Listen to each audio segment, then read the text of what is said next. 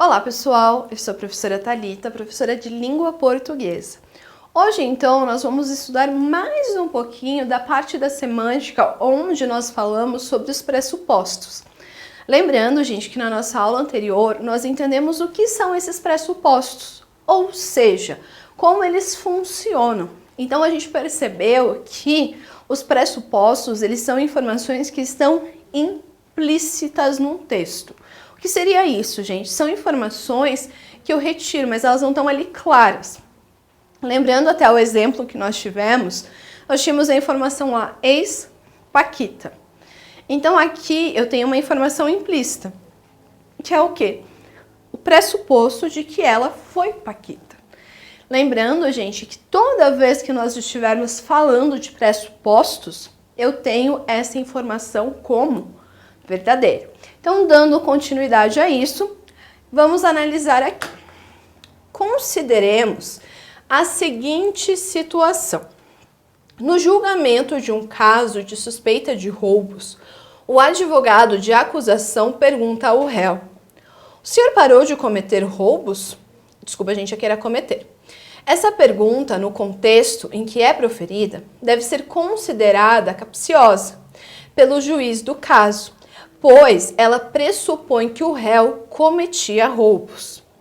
Perceba que é uma pergunta cuja resposta é necessariamente sim ou não.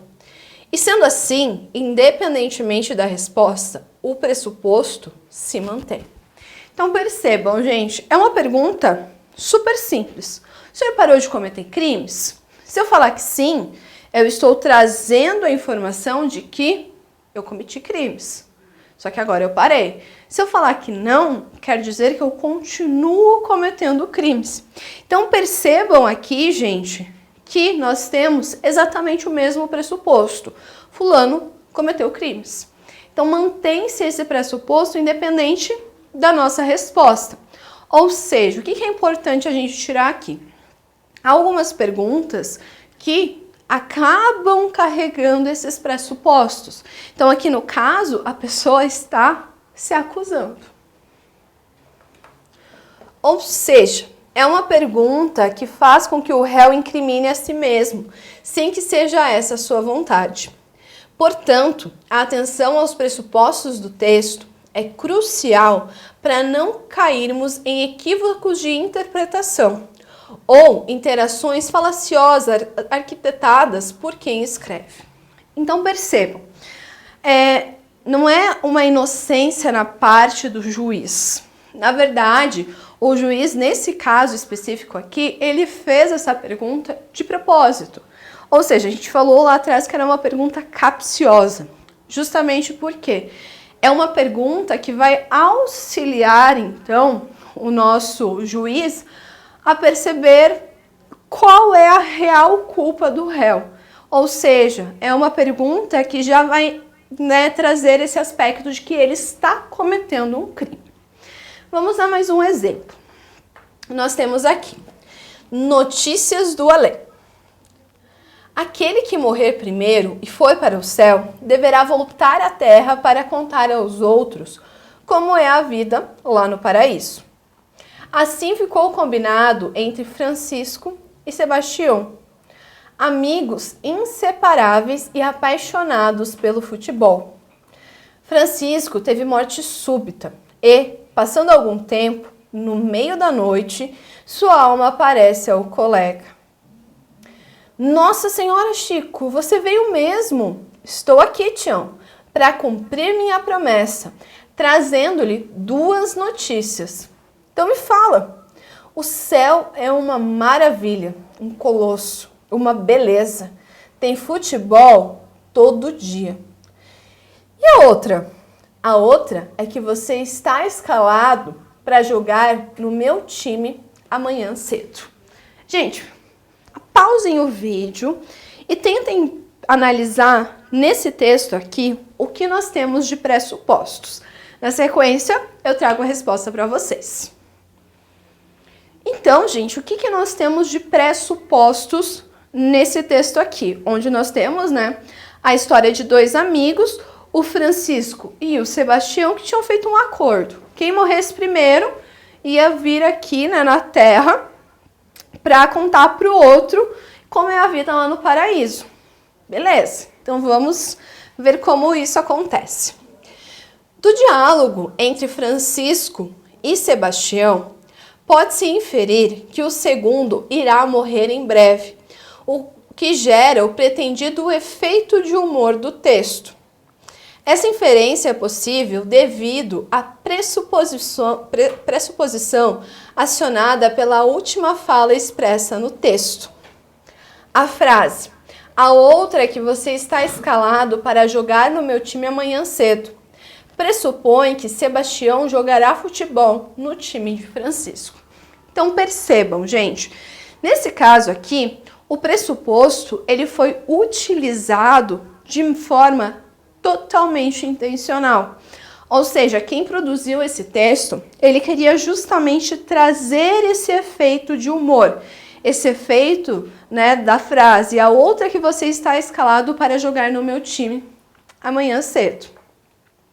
Ou seja, gente, vamos lá. Em um time de futebol do paraíso, só jogam pessoas que faleceram. É uma informação contextual. Então, conclui-se que Sebastião irá morrer.